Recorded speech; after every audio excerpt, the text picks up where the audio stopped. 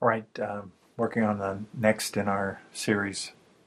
There's a picture in your file that's called Windblown, and this is the image that I'm talking about. I think we used this before on one of our dodge and burn projects. Now, what I've done here is I've set it up with the two layers like we always do, and you can actually spread this one apart or work on it in on a single image, and I think I'm just going to leave it as a single image here. For one advantage is when you go into Liquify, you can damage the edge, and I think there's a little less chance of damaging the edge of the picture if you leave it stacked up and then pull them apart at the end. So what Liquify is a kind of a variation of the smudge tool. It doesn't so much smudge as it just pushes the pixels around in a kind of a very sort of plastic way. And it's right up under the filters. It's called Liquify. It jumps you into a different interface where you've got some real basic tools. There's zoom tool and a hand tool that we're familiar with. And there's a tool called the push left tool, which I hardly use. I'm just not very good with it. And then there's the warp, forward warp tool, a reconstruct tool that puts things back where you had them or where they were before. Then there's a pucker tool that squeezes things in, and one that bloats things out. And for this picture, I'm going to sort of pretend that I'm a art director here, and I can imagine somebody saying, "I'd like for her cheek line there to be a little straighter." So I'm going to use the push forward warp tool. I always call it the push tool. Okay, I'm just going to make it a little bit bigger, and as you watch, you can see I can push her cheek in just a bit to straighten it up just a bit like that. Okay, already she looks different, right? And maybe trying, in an effort to make her face look a little more angular, this rounded shape here on the jawline, could maybe, with an even bigger tool, maybe push that up just a bit. So now it looks just a little straighter. These are pretty subtle changes.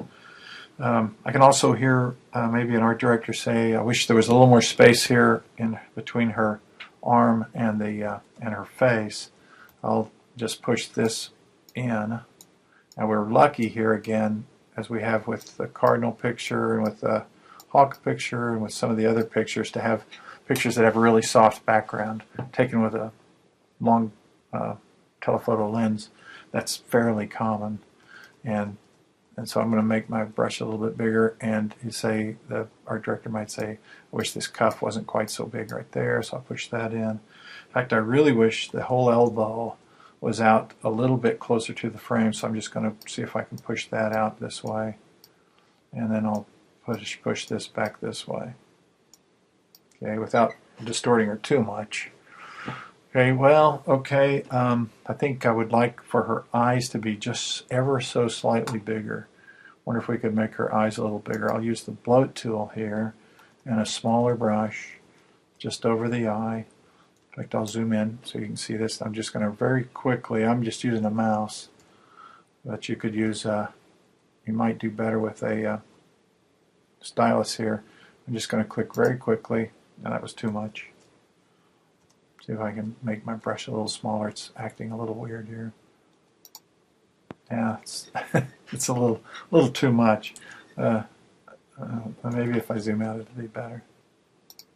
Yeah, it is better. I don't know why, but it is. Okay, and then maybe this side just a tiny bit bigger. I don't know if you can even see it growing back there. Okay, maybe the nose could be a little bit smaller. There's a pucker tool for that. You can make her nose grow in a little bit towards itself. It's actually having kind of the effect of making the nose look a little straighter. Okay, you could even put it right there. Okay, all right. Now you can do other things as well with it. Oh, let me explain the other tools here. The hand is just for when you're zoomed in real close, so you can move around. Okay. The zoom tool is for just zooming. I usually just use Command minus, Command plus. This tool is for returning the parts that you've edited to their original spot. Like if I wanted to move that elbow back in, just run this over it and it puts it back where it was. Now if for some reason you want to do the whole thing, there's a Restore All button way over here on this side. Now on this side you also have options for your brush. I usually just use the right and left bracket that we've been learning to use, and then you can also change the brush pressure. If you're using a stylus, you might not have to do that. You could just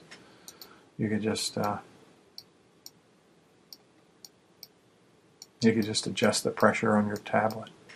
Some of these things on the hair back here, you can even make some progress on them if you're careful about it.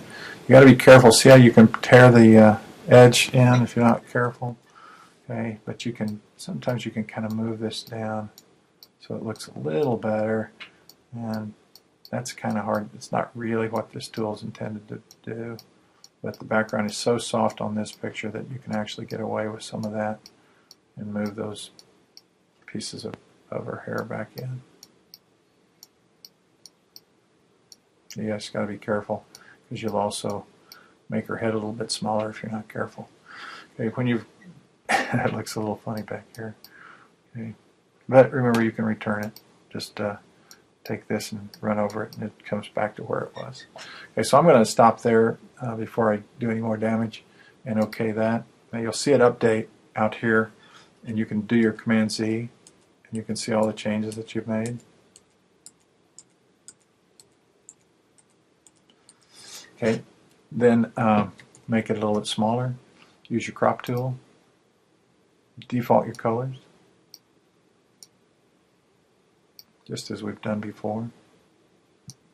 This is a single frame. You know, it's definitely you're modifying the pixels in this. It's not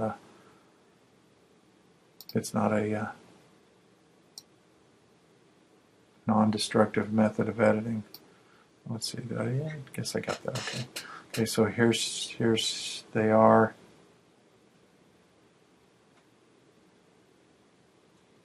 That looks like it returned to its original deal.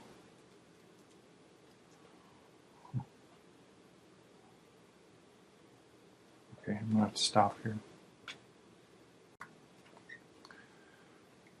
Okay, I cut it off there because I had some kind of a interference there where the Liquify disappeared. I must have just hit the wrong button. Anyway, now you can see the before and after, just like we've done before. You'll want to name your layers. Liquify layer, or Liquify image. And you can also rename the background if you're ready to unlock it.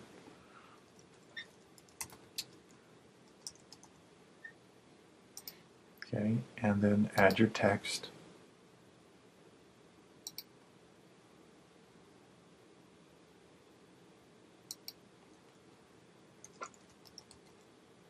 Sure, I'm having trouble with my type sizes tonight. I'll get it fixed here though.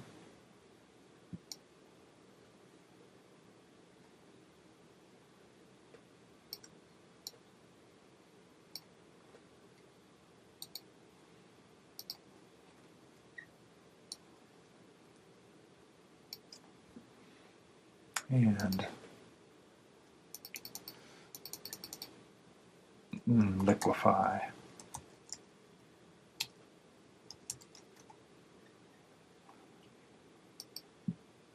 Okay.